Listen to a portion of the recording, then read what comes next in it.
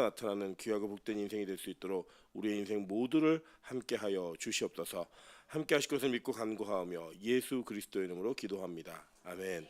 네, 하나님 말씀 보도록 하겠습니다. 출애굽기 6장 6절부터 8절까지의 말씀입니다. 저와 여러분이 한 절씩 교독하고 마지막 절은 합독하도록 하겠습니다. 교독합니다. 그러므로 이스라엘 자손에게 말하기를 나는 여호와라. 내가 애굽 사람의 무거운 짐 밑에서 너희를 빼내며 그들의 노역에서 너희를 건지며 편팔과 여러 큰 심판들로서 너희를 속량하여 너희를 내 백성으로 삼고 나는 너희의 하나님이 되리니 나는 애굽 사람의 무거운 짐 밑에서 너희를 빼낸 너희의 하나님 여호와인 줄 너희가 알지라. 합독합니다. 내가 아브라함과 이삭과 야곱에게 주기로 맹세한 땅으로 너희를 인도하고 그 땅을 너희에게 주어 기업을 삼게 하리라. 나는 여호와라 하셨다 하라. 아멘. 네, 주변에 있는 분들에게 이렇게 한번 인사하도록 하겠습니다. 벌써 3월입니다. 네, 앞뒤로도 인사하겠습니다. 당신 때문에 봄이 더 빨리 오는 것 같습니다. 네, 진짜 시간이 금방금방 가는 것 같습니다. 이제 특세 2번 하면 1년 간다 뭐 이런 얘기를 지금 뭐 하늘문도 그렇고 우리 빛과소금도 많이들 하고 있는데 2026년을 시작한 지가 벌써 2달이 지나서 이제 3월 2일을 맞이하고 있습니다. 이 3월 달을 맞이하여서 사실은 이제 이제 1919년이죠. 19년 3월 1일 날 이게 그 인사동에 있는 태화관에서 33명의 우리나라 대표가 독립선언문을 낭독하고 전국적으로 해외까지 만세운동이 동시다발적으로 벌어지는 그 날이 있었던 날입니다. 저는 개인적으로 이 독립운동에 대한 이야기들을 우리가 좀 더 많이 다루어야 될 필요가 있다라고 생각하는 것 중에 하나가 뭐냐면 그때 전체 인구의 1.6%밖에 되지 않았던 그리스도인들이 이 33인 중에 절반 정도 16명이 기독교인이었습니다. 그리고 이 기독교인들이 나라에 대한 안위를 걱정하고 나라 민족의 위기를 해결하기 위해서 거국적으로 이 움직임을 가졌을 때 하나님께서는 그걸 출발로 이제 하나님 일을 하셨어요. 실제로 이제 일본 사람들은 뭐라고 기록에 남겼냐면 그때 그 만세 운동으로 인해서 한국 사람들 500명이 죽었다고 얘기하고요. 우리나라 사람들이 쓴 글에 보면 7,500명 정도가 죽었다고 얘기를 합니다. 그러니까 그 죽음의 가장 앞에 있었던 많은 사람들이 기독교인이었습니다. 실제로 한국 교회가 이게 노회 그리고 그 총회를 중심으로 조직적으로 이 전국에 있는 망들의 연락망을 가지고 만세 운동을 시작했던 이것이 기록에 실제 남아 있습니다. 우리 3월 달을 시작하면서 이런 말씀을 어떻게 나눌까라고 고민하다가 오늘 본문의 말씀을 묵상하면서 우리가 이 나라의 위기가 있었을 때 실적 위기가 있었을 때 그리스도인들이 특별히 목사님들이나 많은 분들이 나라의 독립을 위해서 생명을 걸고 독립운동을 했던 것처럼 지금 이 시기에는 우리가 뭐 나라가 다른 나라의 강점기 아래에 있는 나라는 아니지만 영적인 죄의 영역 아래에 있는 우리들이 독립선언을 해야겠다라는 마음으로 오늘 말씀 함께 나누고자 합니다. 이 말씀을 나누시면서 우리가 이제 세 번째 달을 시작하고 지켜가는 그 과정 속에서 하나님 우리 빛과소금 교회가 영적인 독립을 할 수 있는 교회가 될 수 있게 도와주십시오. 그 독립선언을 통해서 죄로부터의 온전한 자유함과 내가 가지고 있는 많은 영역 속에서 하나님의 영역을 선언할 수 있고 선포할 수 있는 은혜가 있기를 그런 마음으로 함께 말씀을 나누고자 합니다. 실제로 이 오늘 본문에 나와 있는 출애굽기 말씀은 뭐 우리가 가졌던 상황과 거의 비슷한 상황이라고 보시면 됩니다. 아까 역사 얘기를 잠깐 드렸는데 그 역사에서 일어난 사건처럼 이스라엘은 애굽이라고 하는 나라의 치하에 있었습니다. 그 치하에 있었을 때 사실은 그들은 처음부터 태어나면서 죽을 때까지 노예라는 삶을 이상하게 여기지 않을 정도로 너무 당연히 여겼던 시대였습니다. 그런 시대상 아래에서 많은 사람이 태어나고 죽고 태어나고 죽고 태어나고 죽고 이 삶의 사이클을 반복하고 있을 때 마치 하나님은 안 계신 것 같았고 하나님은 이스라엘 백성을 돌보지 않는 것 같았던 그런 일들이 있었을 겁니다. 아마 뭐 우리가 기록된 내용을 보면은 한 150년 정도는 요셉의 그 손님으로 살았고 나머지 기간 동안에 약 한 230년 정도의 시간 정도를 이제 그 종으로 살았던 거죠. 200년 넘는 시간들을 그런 시간들을 살아냈을 때에 그 상황 속에서 과연 이들의 삶이 200년이 넘어가면 어떤 사람은 태어나면서 그냥 노예로 태어났다가 죽을 때까지 노예로 죽어가는 그 삶을 너무 당연하게 받아들이는 그런 삶을 살았을 거예요. 대부분의 사람들이. 그때 그 상황 속에서 하나님께서 모세를 부르셔서 모세를 통해 하나님의 구원을 이스라엘 백성에게 이루시기를 원하셨다는 겁니다. 저는 그게 너무나 감격인 게 뭐냐면 이런 것 같아요. 우리가 이 땅을 살아가면서 이 땅에서 죄를 짓고 죄 아래서 죄의 영역 안에서 살아가는 걸 사실 우리는 되게 당연하게 생각하고 살아갑니다. 그러니까 누군가와 경쟁을 하고 그 경쟁 속에서 살아남아야 하고 그 살아남는 과정 속에서 남에게 피해를 주거나 남에게 상처를 주지 않으면 내가 인정받지 못하는 이런 상황들의 연속이 우리 인생에 계속되어 있는 것들을 우리는 매번 체험하고 경험하게 됩니다. 누군가 내가 돈을 벌어야 내가 돈을 벌 때 누군가 돈을 잃어버려야만 하고 내가 승진을 할 때 누군가는 낙방을 해야 하고 내가 합격을 하면 누군가는 거기서 탈락을 해야만 되는 그러한 치열한 전쟁의 현장 속에서 우리 모두는 살아가고 있는지도 모릅니다. 제가 요새 뭐 저희 어머니가 워낙 사극 좋아하시는 게 또 저도 영향을 받은 것 같아요. 저는 원래 역사나 이런 거에 너무 관심이 많아서 보는데 우리나라 역사만 보아도 역사 속에서 어떤 사람들이 정권을 잡기 위해서 자기의 정적들이나 상대 라이벌들이라고 생각하는 모든 사람들을 정말 씨족을 멸하는 그런 일들을 하지 않으면 자기 권력을 지킬 수 없을 때 형제권 뭐 자녀권 심지어 뭐 요새 유행하고 있는 왕가 사는 남자인가요? 왕가 사는 남자 그런 영화들을 보면 자기 조카까지도 친조카까지도 죽여야만 하는 자기 권력을 위해서 그런 일들이 역사 속에 실제 있지 않습니까? 이제 그거를 요새는 이제 다른 방식으로 하는 거죠. 뭐 정치인들은 투표를 갖고 하는 거고 또 우리들은 직장 들어갈 때 취업이라고 하는 관문을 통과하는 그 과정 속에 하는 거고요. 학교에서는 공부 성적으로 그 과정을 싸우면서 매번 치열한 전쟁과 같은 삶을 살아가는 거. 이게 바로 우리가 이 땅에 노예로 살아가고 있다라고 하는 확실한 전 증거라고 생각합니다. 이게 당연한 거죠. 그냥 받아들이는 게 이상하다, 잘못됐다 이런 생각 전혀 없는 거죠. 그런 영역 속에서 우리는 죄라고 하는 그 영역이 항상 우리 전반 인생의 삶을 지배하고 있다는 것을 여러분 정말 잊으시면 안 됩니다. 그러니까 기독교가 좀 잘못된 방향을 잡고 쭉 오다 보니까 기독교가 아니죠. 사실 한국 교회죠. 한국 교회가 어떤 방향을 잡았는가? 마치 그 죄로부터 내가 노력을 하면 해결될 수 있을 것 같고 그 죄를 내가 뭔가 나를 수양을 하고 나를 단련을 하면 그 죄를 넘어설 수 있을 것 같은 그런 마음으로 우리가 무언가를 노력하지만 실제로 잘 됩니까? 안 되잖아요. 아무리 안 미워해야지라고 얘기해도 그게 잘 안 되는 것이 우리의 모습이고요. 설교자들도 마찬가지입니다. 뭐 설교할 때 이렇게 하자 저렇게 하자라는 권면과 이 적용점을 가지고 이야기를 하더라도 그 권면하고 이후에 바로 그런 일을 하는 게 우리의 모습인 것을 우리는 모두 알 수밖에 없다라는 겁니다. 여러분 그럼 저도 이제 기억나는 게 그런 것 같아요. 뭐 모세 설교하면서 어제 우리 민하윤 전사님도 그 부분 갖고 설교했는데 뭐 바위 치고 막 화내고 막 이런 감정을 조절해야 된다 얘기해놓고 그 설교해놓고 제가 화내고 앉아 있고 뭐 이런 일들이 우리 비일비재하게 있다라는 겁니다. 그게 뭐예요? 다 죄의 종이고 그 노예로 사는 것이 너무나 우리 익숙하기 때문에 그 삶을 벗어나는 것이 너무나 힘들다는 거예요. 사실은 이 땅이 노예로서 사는 삶이 아니겠습니까? 땅에 갇혀서 땅의 영역에 더 이상 벗어나지 못하고 그거를 성경은 뭐라고 했냐? 지옥이라고 얘기하는 겁니다. 그 지옥의 삶을 저와 여러분이 매일매일 살아가고 있는 거예요. 너무나 감사한 건 뭐냐면 하나님이 우리를 그 상태로 그대로 두지 않으셨다는 겁니다. 여러분 너무 감사한 거죠. 이게 진짜 너무 감사한 건데 이런 거예요.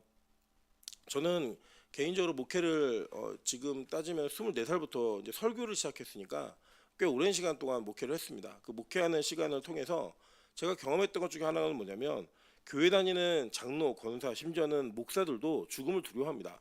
그러니까 죽음이라고 하는 것이 다가오면 그 죽음을 초월해서 쉽게 넘는 사람을 저는 그렇게 쉽게 보지 못했습니다. 다 거기에 대한 두려움이 있고 고통이 있고 거기에 대한 공포심이 있습니다. 물론 우리가 건강하고 이렇게 살아갈 때는 아무렇지도 않은 것처럼 이야기하지만 실제로 그 죽음이라고 하는 것이 내 현실의 눈앞에 왔을 때 되게 두렵습니다. 저도 그 경험을 해본 적이 있죠.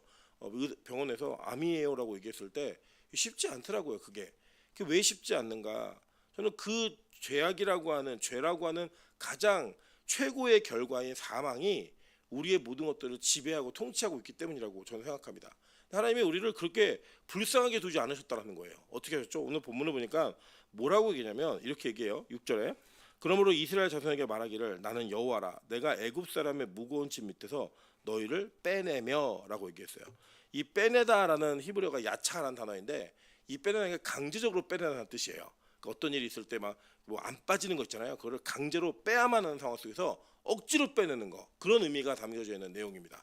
그러니까 뭐냐면 우리가 스스로 난 이 죄로부터 독립해야지, 난 여기 탈출해야지, 이런 생각으로 이 죄를 이기지 못한다라는 거예요. 어떻게 했냐? 하나님이 우리를 강제적으로 거기서 빼내오셨다라는 겁니다. 저는 너무 감사한 게 뭐냐면 그렇게 사는 게 죄라고 느껴지는 거, 그렇게 사는 게 이게 정말 힘들고 불쌍하게 사는 거구나 라고 느껴지는 것 자체가 하나님의 은혜가 임한 사람이라고 성경은 얘기하는 겁니다. 제가 어제 우리 한 자매가 밤에 와가지고 같이 교회에서 자고 예배 드렸는데 그런 얘기 하더라고요. 자기가 하나님이 자기에게 매일의 예배를 요구하시는 부담감이 자기가 있대요.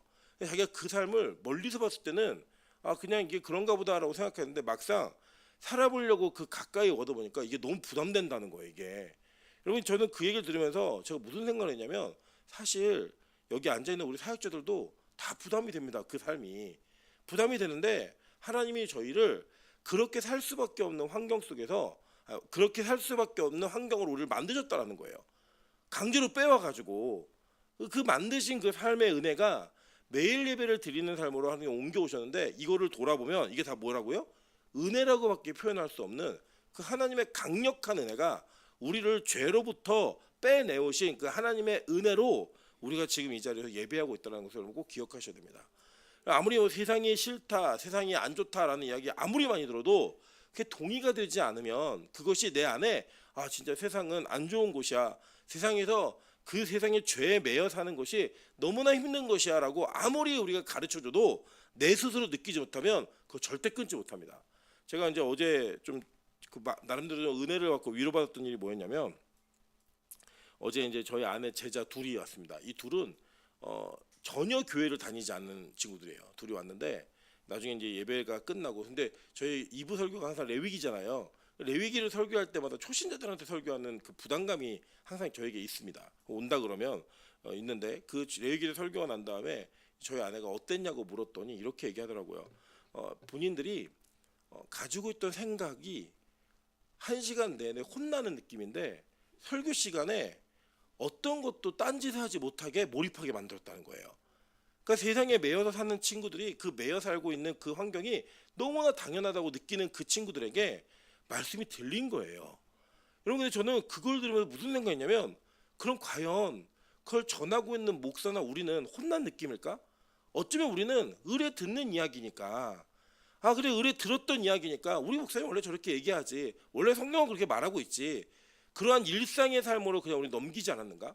세상을 살고 있는 애들에게는 충격이었다는 거예요. 그게 내가 이렇게 사는 게 잘못된 거구나, 혼나는 느낌이었다는 거야. 1시간 내내 정신을 다른 데 흩을 수 없고 집중할 수밖에 없는 은혜가 있었다라고 얘기를 하더라고요. 직접 제가 그걸 들으면서 우리에게 은혜가 끊어지면 이렇게 괴로운 교회가 없겠구나, 은혜가 떨어지면 이렇게 괴로운 말씀이 없겠구나, 저는 그 생각이 들었습니다.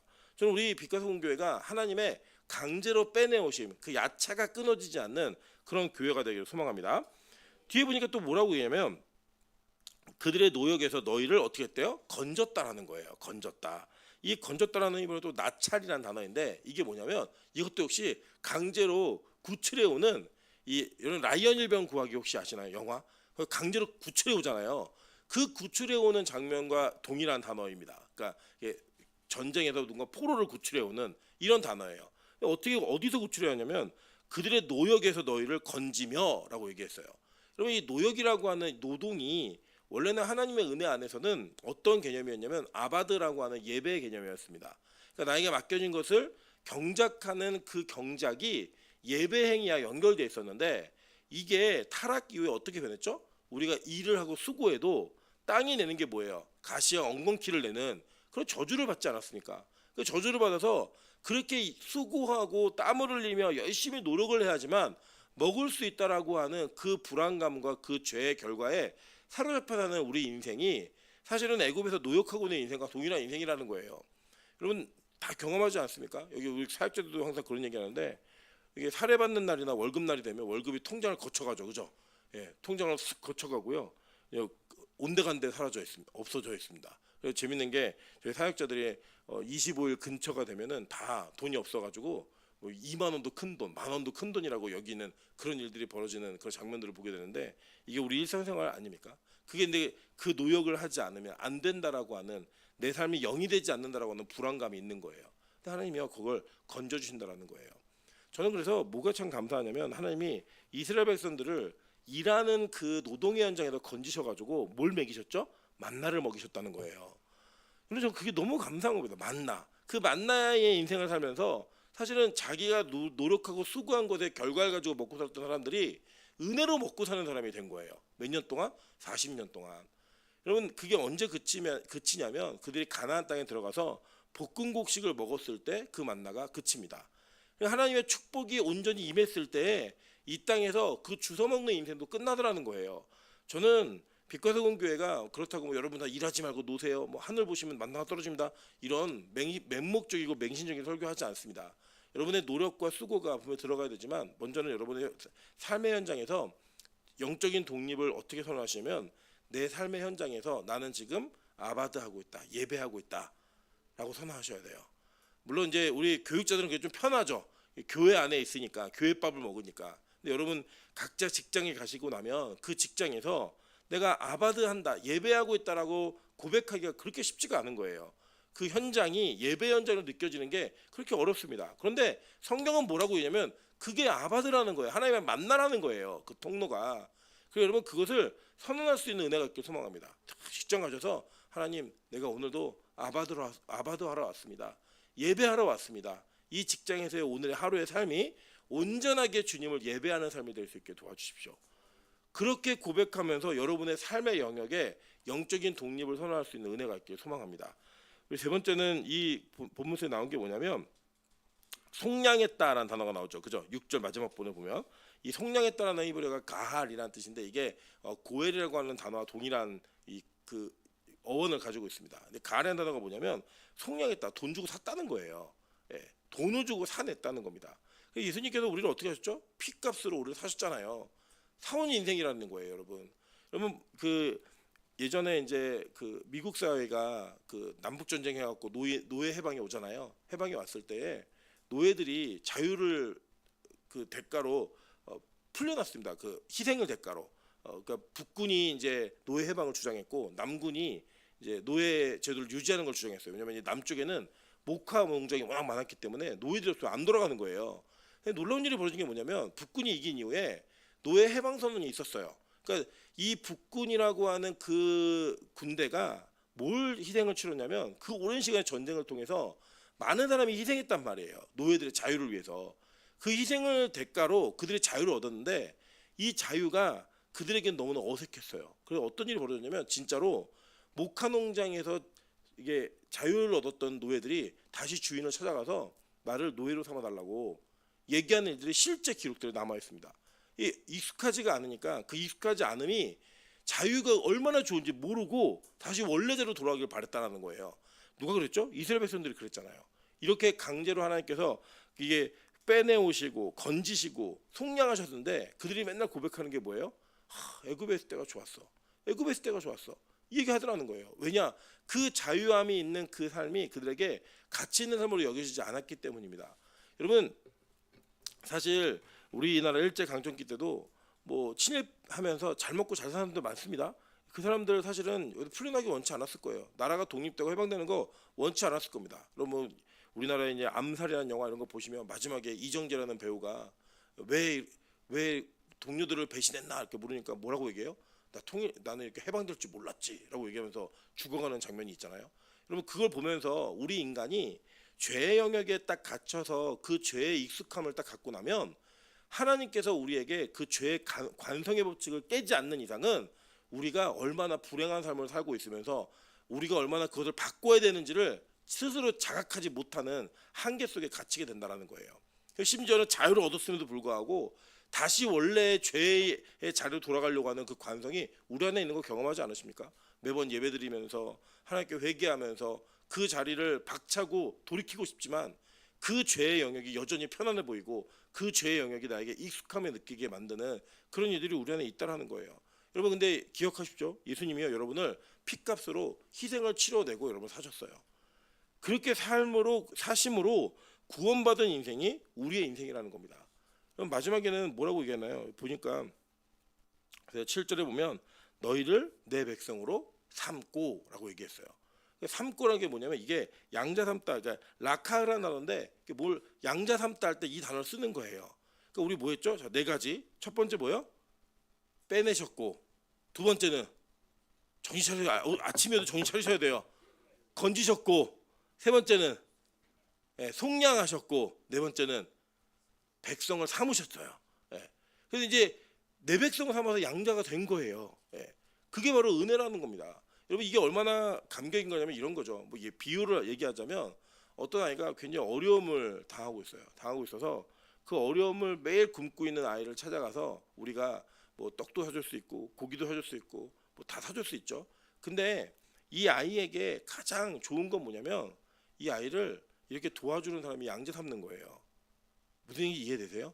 가끔 요새 이제 그 고양이들 돌보는 캣맘들 있었고 사회적인 문제가 되죠.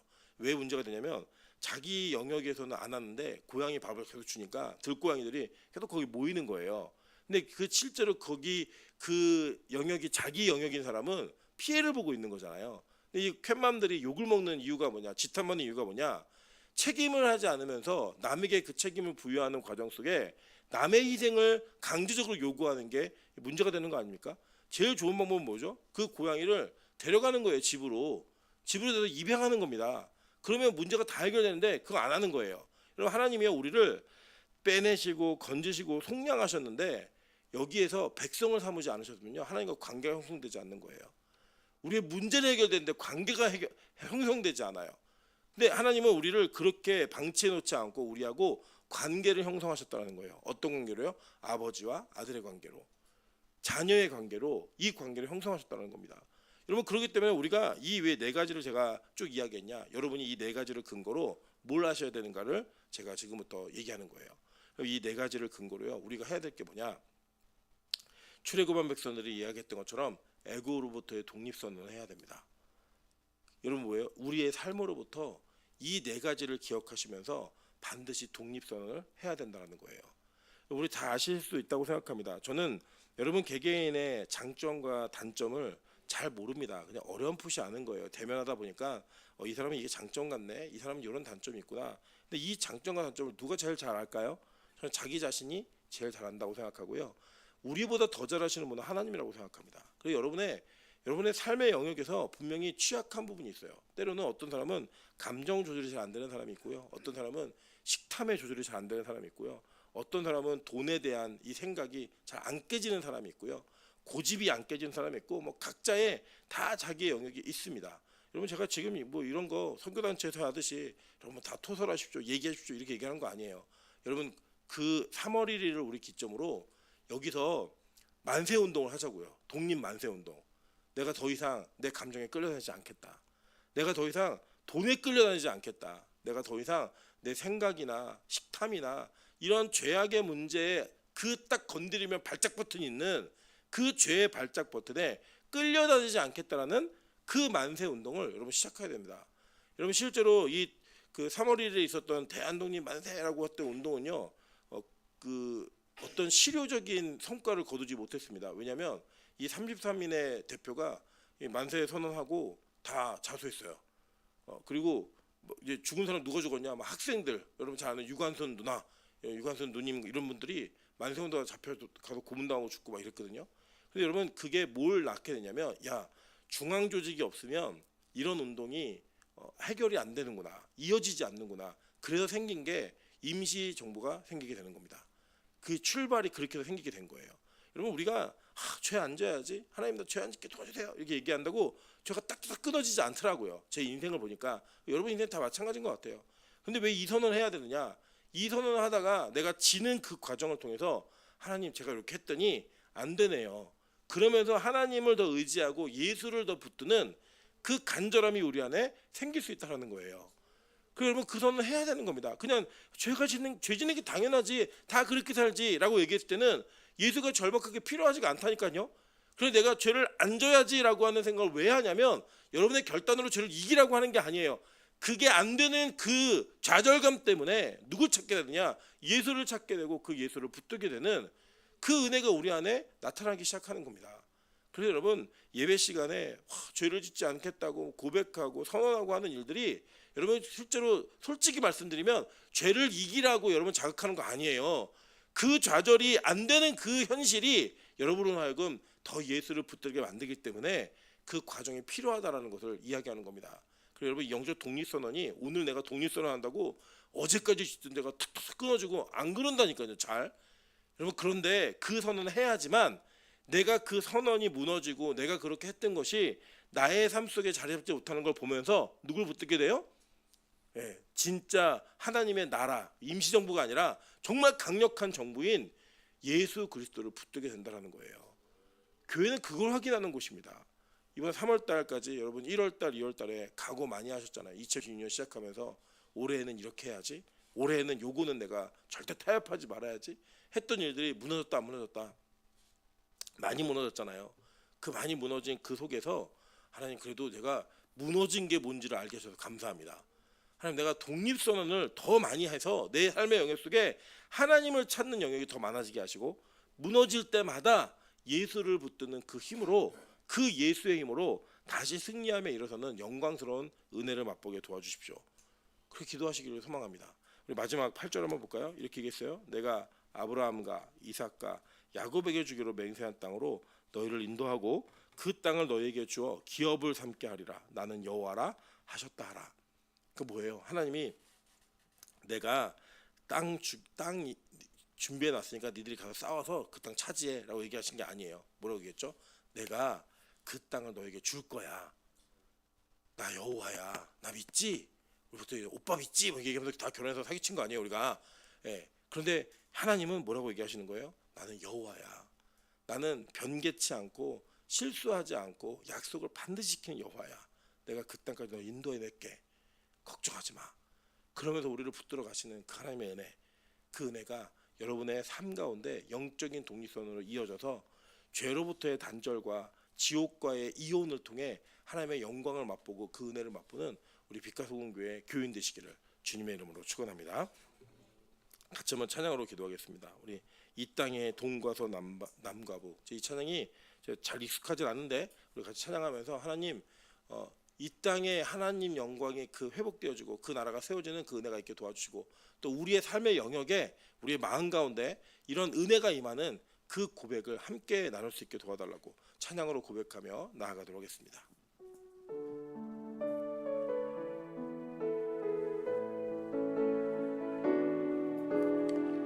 이 땅의 동과 서남과 북 가득한 죄악 용서하소서.